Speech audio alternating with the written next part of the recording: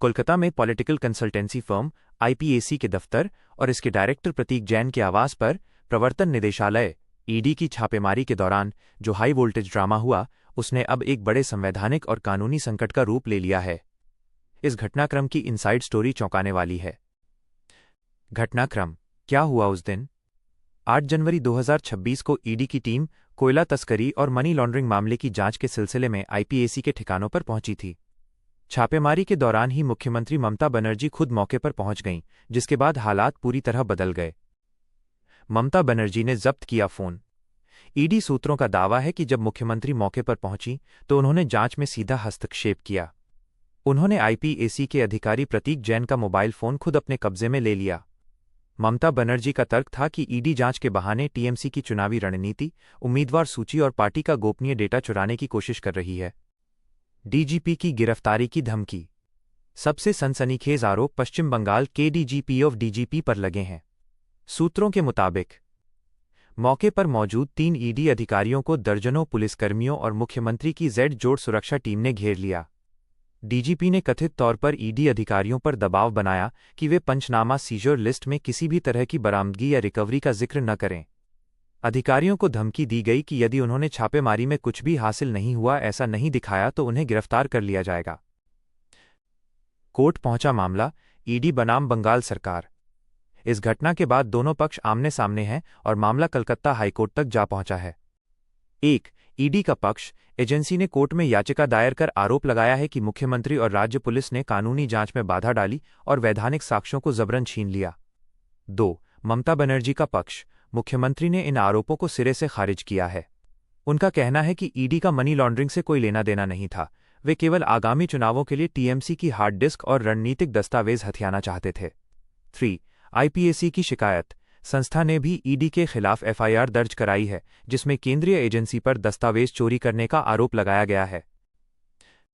मुख्य बिंदु एक नज़र में। पक्ष। मुख्य आरोप बटावा। ईडी सूत्र। ममता बनर्जी ने सबूत, फोन और दस्तावेज छीन लिए। डीजीपी ने गिरफ्तारी की धमकी दी। ममता बनर्जी। अमित शाह के इशारे पर मेरी पार्टी के गुप्त दस्तावेज चुराने आई थी ईडी। विपक्ष। शुभेंदु अधिकारी। मुख्यमंत्री का छापेमारी स्थल पर जाना असंवैधानिक और जांच में सीधा हस्तक्षेप है। कानूनी स्थिति। कलकत्ता हाईकोर्ट 14 जनवरी को इस मामले पर सुनवाई कर सकता है। नोट: ये छापेमारी पश्चिम बंगाल में होने वाले 2026 के विधानसभा चुनावों से ठीक पहले हुई है, जिससे राज्य में राजनीतिक पारा 7वें आसमान पर पहुंच गया है। भारत और जर्मनी के बीच रक्षा क्षेत्र में एक ऐतिहासिक अध्याय शुरू होने जा रहा है।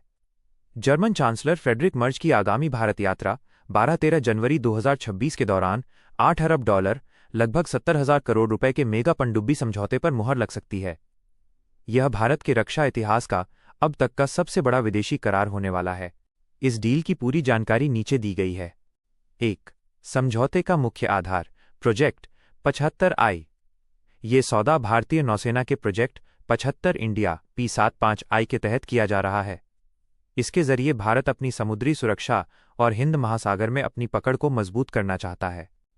साझेदार कंपनियां जर्मनी की थिसनक्रुप मरीन सिस्टम्स (TKMS) और भारत की सरकारी company Mazagon dock shipbuilders limited (MDL) मिलकर इन पनडुब्बियों का निर्माण करेंगे। संख्या: कुल 6 अत्याधुनिक पनडुब्बियों का निर्माण भारत में ही किया जाएगा। Make in India. इस डील की सबसे बड़ी खासियत टेक्नोलॉजी ट्रांसफर (TOT) है। जर्मनी पहली बार भारत को पनडुब्बी निर्माण की गुप्त तकनीक साझा करने पर सहमत हुआ है। 2. पनडुब्बी की ताकत। AIP system. इन पनडुब्बियों में सबसे खास तकनीक air independent propulsion (AIP) system होगा। ज्यादा देर तक पानी के अंदर पारंपरिक डीजल इलेक्ट्रिक पनडुब्बियों को बैटरी चार्ज करने के लिए हर एक -2 दिन में सतह पर आना पड़ता है, जिससे पकड़े जाने का खतरा रहता है। अदृश्य मारक क्षमता।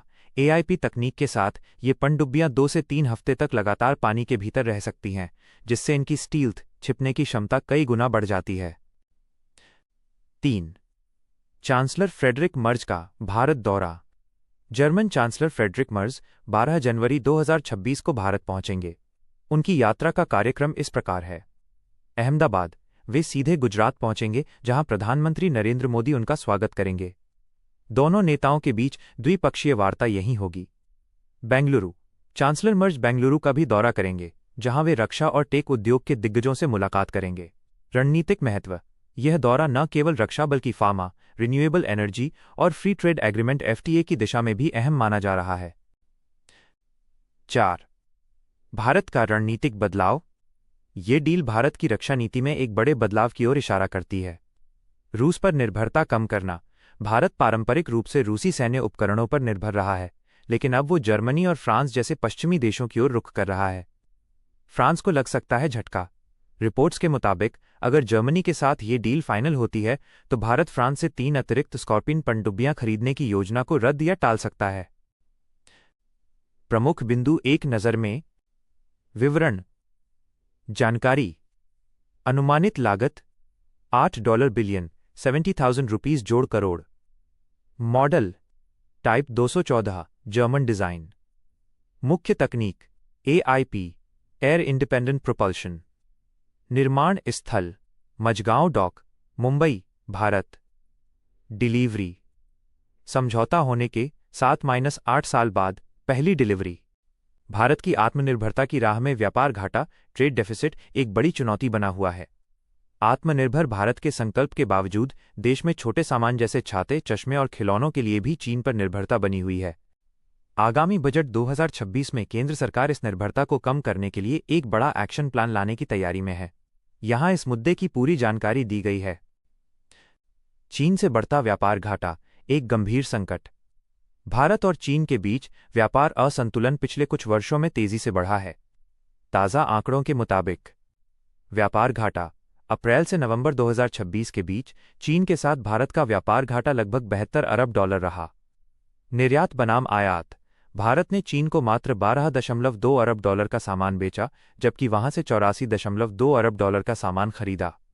आयात की वस्तुएं: भारत अपनी खेती की मशीनों का 90% हिस्सा चीन से मंगाता है। छाते और चश्मे जैसे उत्पादों में भी चीन का दबदबा है। आयात के चौंकाने वाले आंकड़े 2025-26। उत्पाद कुल आयात अनुमानित। चीन की हिस्सेदारी: छाते $20 और 85 सेंट मिलियन, $17 और 70 सेंट मिलियन। चश्मे और गॉगल्स $114 मिलियन, लगभग 50%।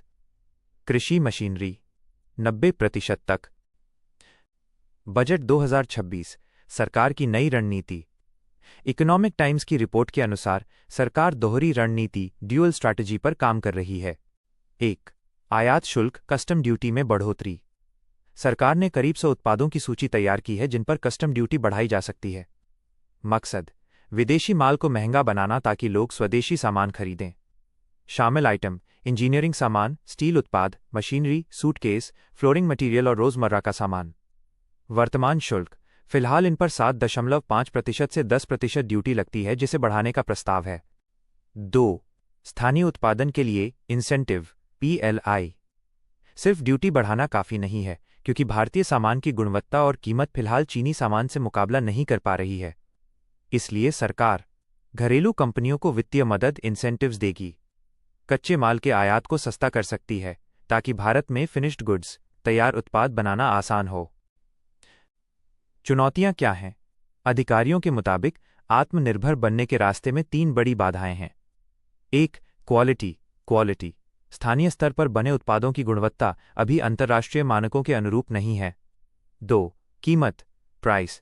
चीन के मास प्रोडक्शन, बड़े पैमाने पर उत्पादन की वजह से वहां का सामान बहुत सस्ता होता है। 3. Supply chain.